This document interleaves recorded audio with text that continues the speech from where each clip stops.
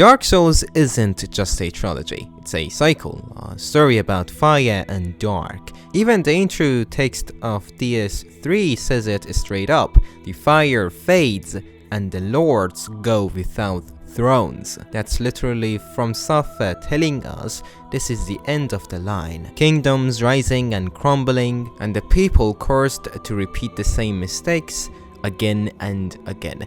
And while Dark Souls 2 exists in its own strange little pocket, Dark Souls 1 and Dark Souls 3 are like two bookends, the beginning and the end of a very long funeral march. Today we're breaking down the deep connections between Dark Souls 1 and Dark Souls 3, the characters, kingdoms, references, easter eggs, and the themes that tie them together, and why DS3 feels like Lordran's haunted reflection. Let's start at the end of Dark Souls 1. You, the Chosen Undead, are offered two choices: link the flame or turn away and embrace the dark. Two paths that ultimately lead to the same fate. Why? Because Dark Souls 3 reveals that the flame always comes back, whether through gods, heroes, or desperate rituals. Gwyn sacrificed himself, you sacrificed yourself, others after you did the same, and yet the world still rots. DS3 opens in the last days of fire. The Lords of Cinder, once heroes who linked the flame, have abandoned their duty. The age of sacrifice is over, and you, the Ashen One, aren't even a proper undead hero. You're the scrap left over from failed attempts, dragged out of your grave because nobody else will do it. The cycle has been stretched so far, it's breaking. In DS3, the Soul of Cinder fight contains traces of DS1's mechanics. He literally switches to movesets like Gwyn's, sorcery builds, miracles, even pyromancy. It's the same, confirming that all those past heroes, including the Chosen Undead from DS1, are absorbed into this one final ash corpse. One of the clearest ties between DS1 and DS3 is the geography. The world of DS3 isn't random, it's built directly on the bones of Lordran, Anulando. In DS1, the city of the gods is radiant, an illusion masking decay. By DS3, the mask is gone. The cathedral lies buried in the snow, its god dead or corrupted.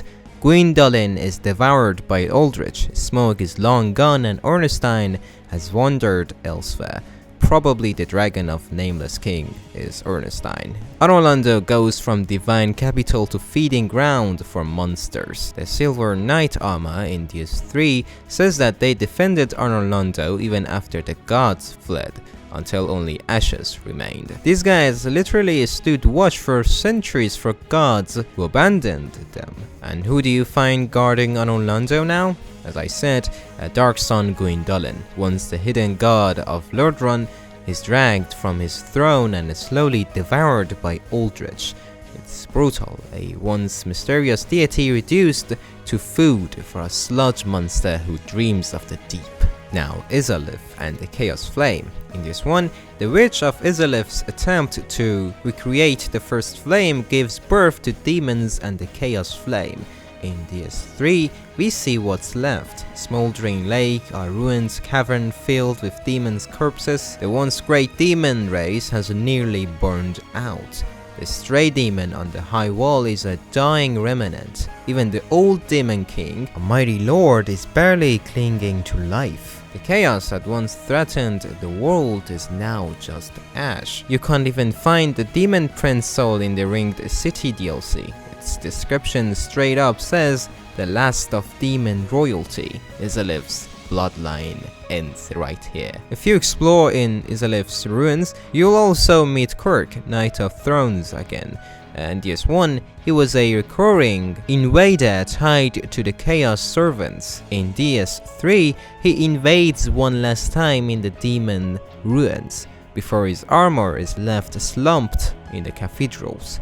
His arc ends quietly, another old knight swallowed by ash. The Abyss. In DS1, Ulusail falls to Manus, the primeval man, creating the Abyss. Arturias tries to hold it back and fails. In DS3, Farron Keep is the grave of that same struggle. The Abyss Watchers literally modeled themselves after Arturius, carrying his fight forward, but even they fall to corruption, killing each other endlessly as the Abyss consumes them. History repeats, only bloodier. The Abyss Watcher's wolf blood is a direct reference to Sif, Arturia's companion. Their Covenant item even mention how they were inspired by the Wolf Knight, Arturius himself. Carthus and Nito's echo. The catacombs of Carthus in DS3 mirror the catacombs in DS1, where Gravelord Nito once slept. Carthus is a kingdom obsessed with undeath, and Wolner, their dark king, clutches a sword infused with abyssal power. In many ways, Carthus represents Nito's legacy wrapped, death as a force no longer worshipped but weaponized. High Lord Wolner's crown item describes him as a conqueror of countless kingdoms who relied on abyss sorcery. It makes him a twisted mirror of Nito, both skeleton lords, but one a god of death, the other just a greedy king who stole its power. Nito's aura is more fascinating, I guess. And of course, it's not just the locations that tie back to Lordran, it's the people. In Dark Souls 3, scattered among the ruins are familiar faces dragged along with the cycle. Blacksmith Andre. One of the most direct returns is Andre of Astora. In this one, he's the friendly smith who helps shape your journey. By DS3, centuries later, he's still there in Firelink Shrine, unchanged, eternal, still hammering away. His presence is one of the strongest indicators that this really is the same world. Crestfallen warrior, that ever-present soul-crushed NPC. He returns again in DS3's Firelink, once more sitting in the corner bitter and defeated. Just like in DS1, he's the first voice you hear, reminding you that despair is the true constant. Dark Souls 3 thrives on showing us what happens to the legends of DS1. Spoiler, most of them get corrupted, forgotten, or twisted.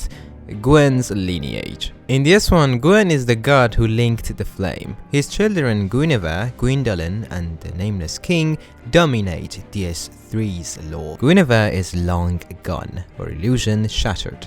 Gwyndolin is reduced to a meal for Eldritch, and the Nameless King, Gwyn's exiled firstborn, becomes one of the DS3's hardest bosses, riding storms and dragons, or his best friend.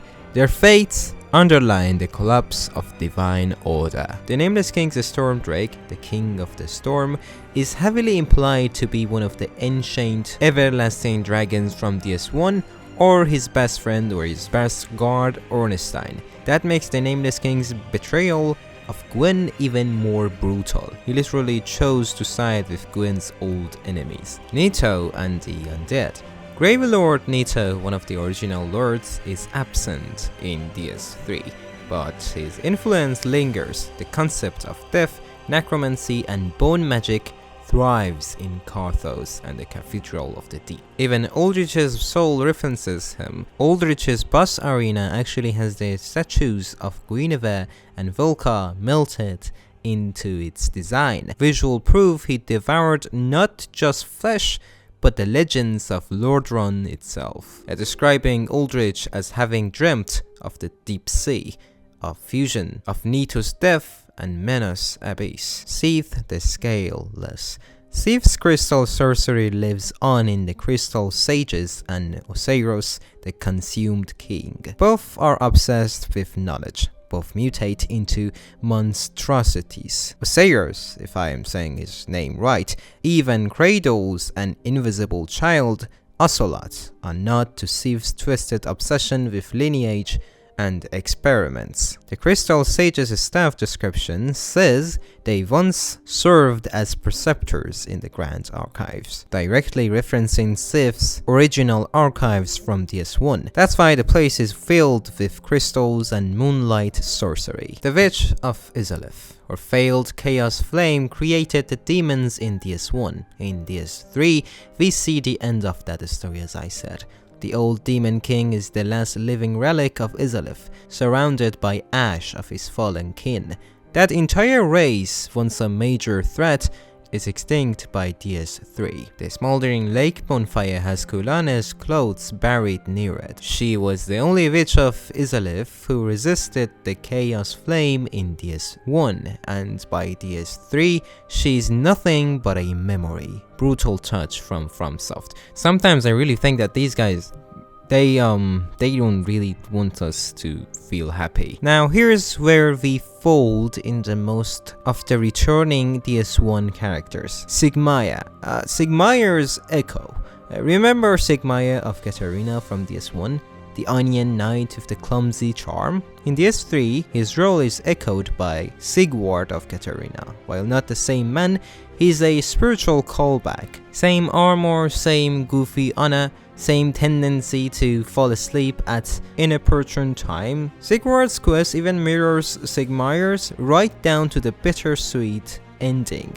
DS3 constantly pulls from DS1's character archetypes to show how cycles repeat. Lordran and Leonhard. Lordran of Karim, the charming, treacherous knight who murdered firekeepers in DS1. In DS3, we get Leonhard, another knight of Karim, who encourages you to join Rosaria's fingers and ultimately turns on you. His armor, his smooth words, his obsessions with firekeepers, all of it is Lordran 2.0. The world keeps spitting out these twisted Karim knights. Another reminder that the world might change, but not the people. Patches. Patches. The one constant across From Software games. He's back in DS3 as unbreakable Patches, pulling the same tricks, kicking you into holes, stealing Sigward's armor. Just like in DS1, he's equal parts annoying and hilarious. Havel. You can find the remnants of Havel's followers in DS3, and even fight Havel himself, or at least a resurrected version of him, near Archdragon Peak. He's set and the dragon tooth weapons are in play, showing how even the mightiest DS1 warriors are dragged back into the endless cycle. Darkestaller Koth and Frempt. While absent in person, the serpent statues in Dark Souls 3 Firelink are a reminder of Frempt and Koth. The lore suggests they're still lurking in the background, pulling strings like they did in DS1. Night Slayer Zorik, Tarkus Echo. Even side characters get echoes. In the Smoldering Lake, you can meet Night Slayer Zorik, who wears Knight Tarkus armor from DS1. Tarkus was the absolute Chad, who soloed the Iron Golem for you. Zorik, he's the Dark Reflection, a brutal invader, Tarkus' strength without his honor. Jeremiah and Yellowfinger Hazel, another deep cut, the Xanthos King, Jeremiah, the crazy red-hooded phantom of the painted world. In DS3, we meet Yellowfinger Hazel, a servant of Farron who invades you in the swamp. Her covenant, her gear, even her nickname, it's all a direct nod to Jeremiah. Domhnall of Xena. Remember Domhnall, the merchant in giant barrel hat? In DS3, you can actually find his armor in Irithyll, another quiet sign that the world really is the same, just decayed. Firekeepers. The Firekeepers also return. In DS1, the women bound to the flame, each tied to their bonfire. In DS3, the Firekeeper at Firelink is blind, and you can even find the eyes of a Firekeeper, tying directly back to the DS1's tragic keepers. Her role is eternal. She's always there, guarding the flame, watching as kingdoms burn and fade. Gwyn, Lord of the Cinder and Soul of Cinder, or us. We are back in Dark Souls 3. Our character from Dark Souls 1 is back. Or we can say Gwyn 2, because his legacy is the entire foundation of Dark Souls 3. The Lords of Cinder are basically new versions of him, once heroes who linked the fire, now hollowed into husks. And when you reach the end, you fight the Soul of Cinder, a being made from every lord who's ever linked the flame, Gwyn included, us included. His music, his movesets, his presence, it's all there. It's Gwyn's final encore, or ours. What was once feared becomes pathetic. What was once divine becomes monstrous. And what was once heroic is forgotten. Here's the big theme tying DS1 and DS3 together: futility. Dark Souls 1 was about beginnings. The first flame, the start of the curse, the first fall of kingdoms. DS3 is about endings. Fire reduced to embers, gods eaten or forgotten, whole civilizations ground into ash. That's why DS3's world feels like a college of DS1 locations. Farron, Orlando, Smoldering Lake, even Firelink Shrine. Time and space are literally collapsing, folding the remnants of past ages into one dying world. It's not fan service, it's the lore made physical. And what about your choices in Dark Souls 2? Link the fire, steal the fire, or let it die. None are truly good. Linking the fire continues the suffering. Usurping it makes you the new tyrant. Letting it die embraces the abyss. The message is clear. Every age burns out. The only choice is how you face the end. The Firekeeper's Eyes item literally says, "Eyes show a world without fire. If you give them to her, she offers the true dark ending, the world fading into an age of man." It's a hidden callback to the DS1 Dark Lord ending, but framed as peaceful instead of sinister. Uria of Londor constantly calls you Lord of Hollows.